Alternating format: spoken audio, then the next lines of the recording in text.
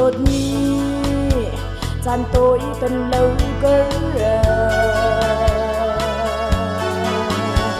leng đâm xin liang xuân lại cấp hàng mặt chê cầm điêu tên khờ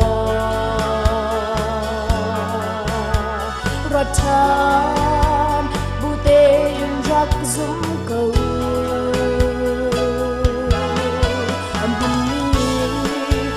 đột nai cần sương lai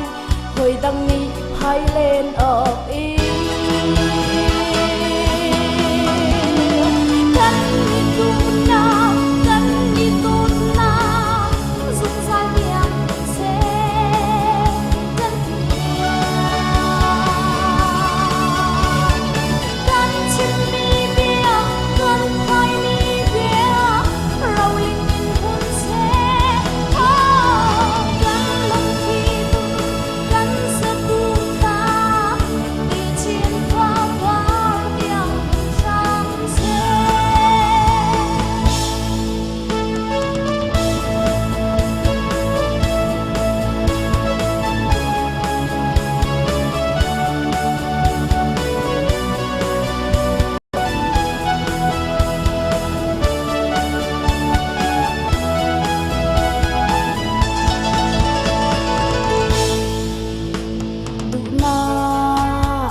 đột nát ở sâu xiết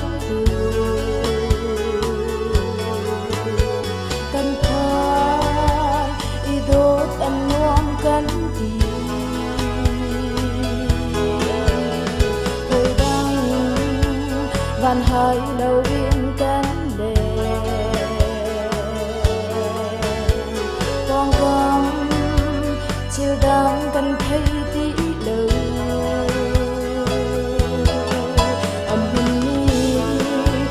đột nát